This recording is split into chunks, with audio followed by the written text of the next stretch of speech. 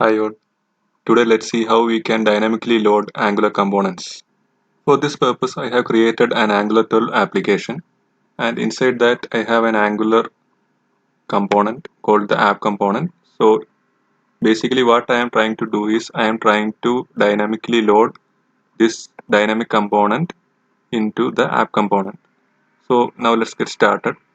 So inside the app component I have given an ng container, and I have added a template reference variable called placeholder. So basically what I'm trying to do is I want to load the dynamic component here in this placeholder. So now let's go to our component, and here I have added a view child which will be querying the reference variable placeholder. So since I need the view container reference of that particular element, I am giving the option read view container ref, and since I need it in the ng on init itself, I am giving the static as true. Now let's go to the ng on init. So first we need to clear the placeholder. So there is a method called clear. So this will remove any previously created components or templates which are present within the view container reference. Now we need to inject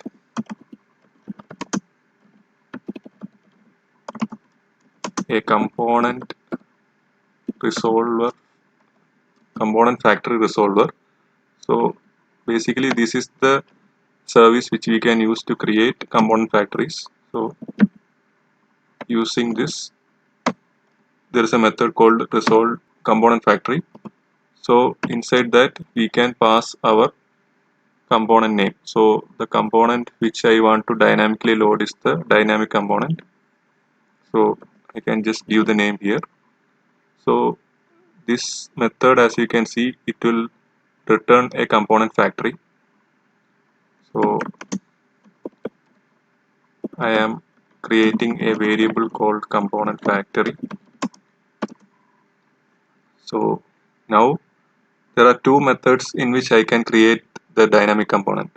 So let's see the first option. So the placeholder, right, the view container ref.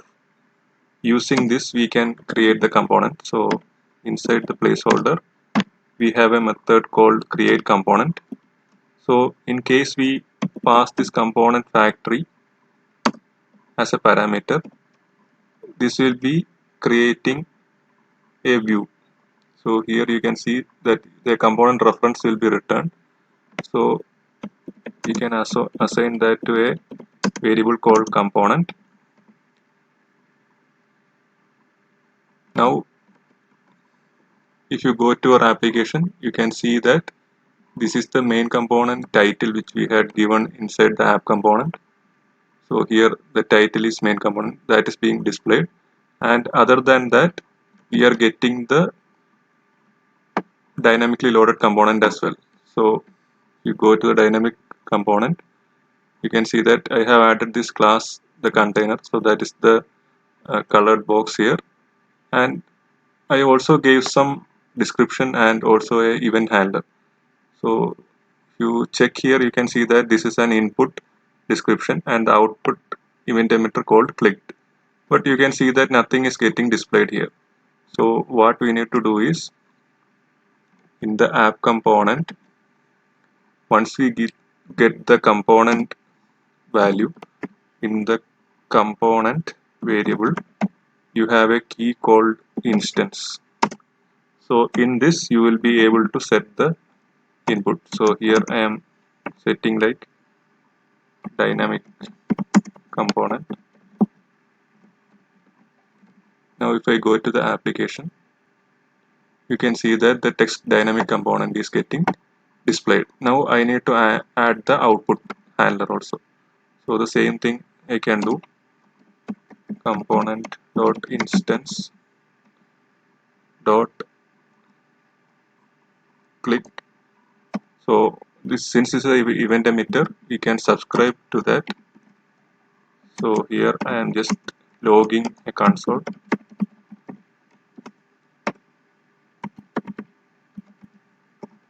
and displaying a console log click.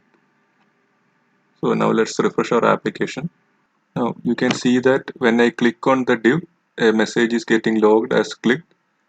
So our output is also working as expected.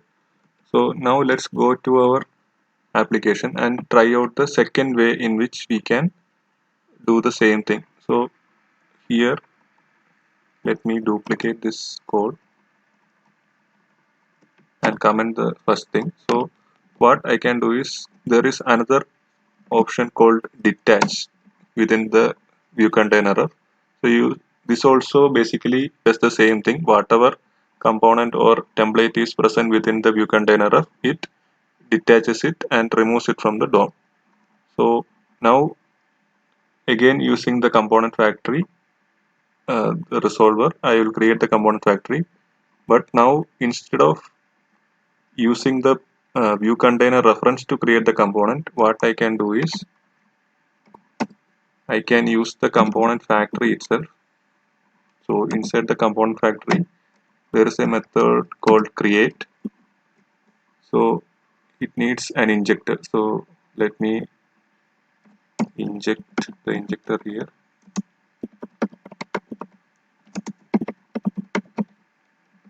So the injector service is injected. Now let's pass this as the parameter to the component factory. So this will also return a component reference. So here you can see that we get the same component reference. So we can use the same variable component. Now since we got hold of the component reference, we can insert this within the view container. So in the placeholder, there is a method called insert where we can pass the component, and inside the component there is a property called host view. So this is basically a view reference. So we can do the same thing, like we can insert the view and the application will again work like the previous example. So when I click, the console message is logged and the input which we passed is also displayed. So the advantage of using this second method is that since we get a reference to the component, we can reuse this view. So previously you can see that we are just passing the component factory to this create component method and we don't have access to the component reference. What happens is that every time when we run this logic, it will keep on creating the components. So in this example, since we have the view reference here, we can check whether it's already created. If it is created, then we can detach and insert it rather than creating this, like repeating these two steps. We can avoid the creation and destruction and we can use the detach and insert. So in the two methods which we explored till now, we need to add some logic in the TS. So Angular provides a structural directive. So it is called the ng component outlet. So now let's comment the placeholder and add this code. So it is a structural directive called ng component outlet and it accepts a component. So in order to publicly expose this in the HTML, let's add a public property here and attach it to the dynamic component. So that's all we need. Now you can see that the dynamic component is getting rendered here, but we do not have any option. Like previously we had the instance to which we could attach the input and output, but here we do not have any such option. So we need to make use of a service. So now let's add a shared service. So now I have created a shared service. It is available in the root provider. So it contains basically two properties, the description and clicked. So this is a event emitter. Now we need to inject this in the dynamic component. So here in the constructor, we can add the shared service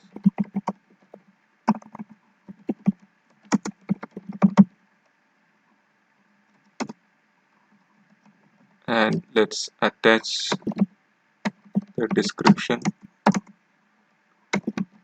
from the shared service to here. Similarly, the clicked as well.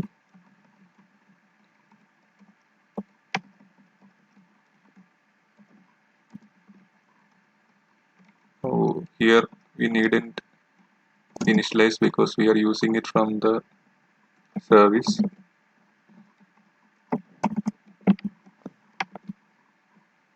So now let's go to our app component. So here also we need to add the same logic. So let's copy these two lines.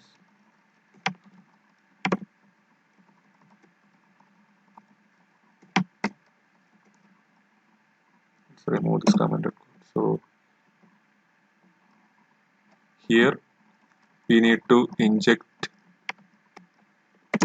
our shared service,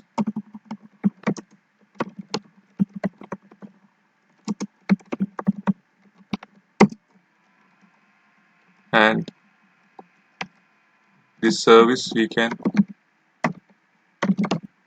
use for attaching the description and also the clicked. So now since the service is injected in both the places, you should be able to see the results. So now you can see that the input text is displayed, and when I click, the console message is also getting logged. So in the previous example, we had defined our service, the shared service, at a global scope. So this may not be desirable always. So here I am removing the root. So now you can see that the provider will give the error that the null injector error, no provider for shared service. Now the ng component outlet provides an option to pass custom injectors to our dynamic component. So here let's go ahead and create custom injector. So we make use of the injector dot create. So using this we will be able to create injectors. So inside this we pass an array, and here we are defining the provider. So this is a shared service. So since the name of the class is also same as the service name, this is a shorthand notation, and we can pass the dependencies. So see, since we don't have any injected, like anything injected in the constructor, we can provide it as empty. And the second option which we can pass is the parent. So here we can pass our current injector as the parent injector. So this injector will be created as a child. Now let's add a public property. So I'm naming it as custom injector. So it's type injector, and escaping the null check. Now I am assigning this newly created injector to the custom injector. Now since the shared service is present only within this custom injector, we won't be able to inject this here. So we need to remove this, and here using our custom injector we can get the shared service instance.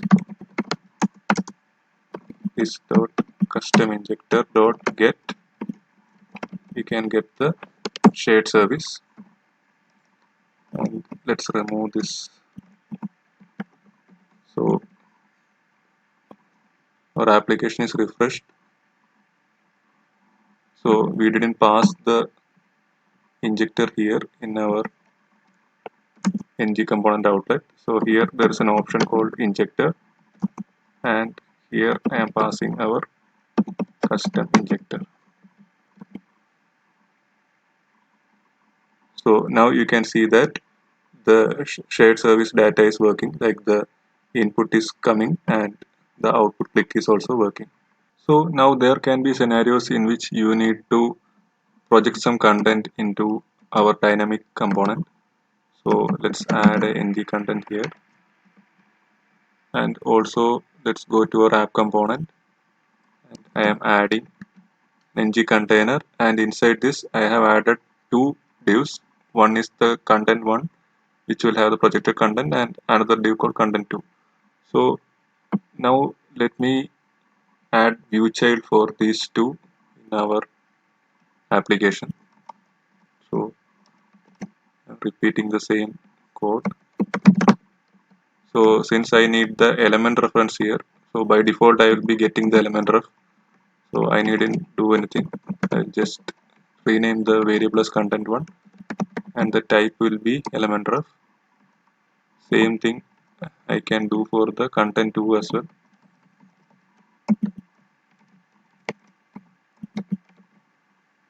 So next we need a public variable, public property called content list. I'm adding this, and the type is a two-dimensional array.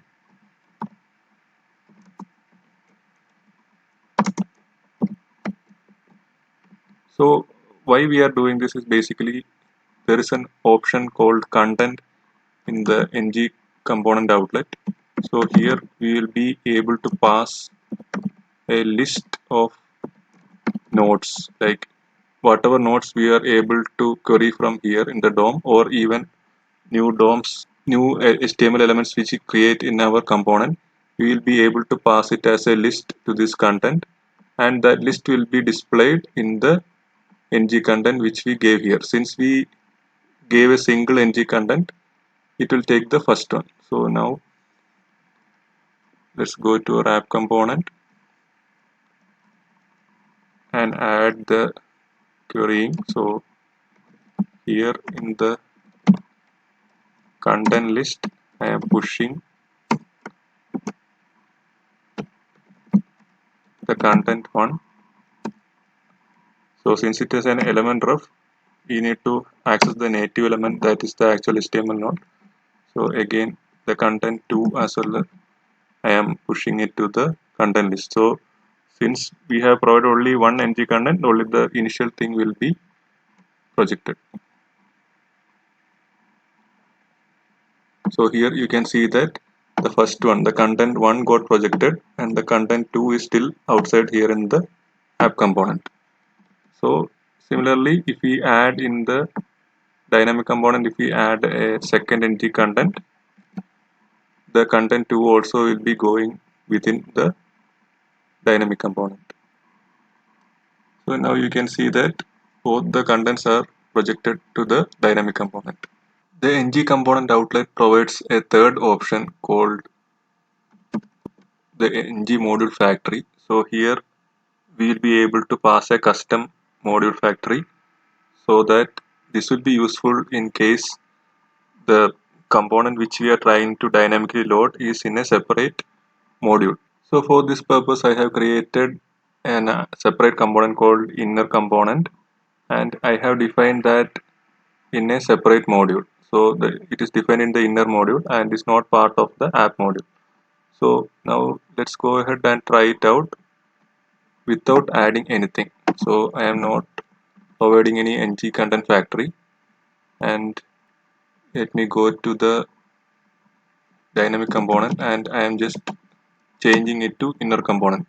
So the inner component will just have a text called inner works. So now you can see that actually, even though I didn't provide any custom ng module, it worked. So what I feel is that this option was for the view engine compiler. So where we had to define the components in the entry components array of each of the modules in which we are using. So since the IV, I don't think this is required any longer. Anyway, we will explore how we will be able to pass a ng module reference. So now let's go to our app component. So in our ng on init, I am going to inject the compiler. So here we can inject the compiler, and using this compiler I will be able to generate the module reference. So I am using the compile module sync, and here I can pass the inner module, which is our ng module, which contains the inner component. So now let's add a public property. So I am naming it as custom module factory. So this is a ng module factory. Type is inner module,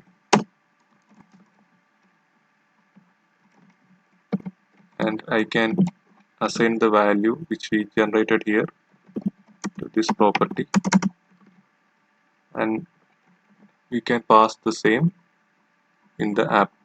So here it is ng module factory and custom module factory I have passed. So even now it is working as expected, but the difference you can see, like the actual thing is working, just we will put a console. So here I am adding a console to see that actually I have got the module factory of this inner module. So just for confirming, I am adding a console message. So here you can see that actually the inner module is being accessed. Hope you are able to get a better understanding of the concept of dynamic component loading in Angular. See you soon. Thank you.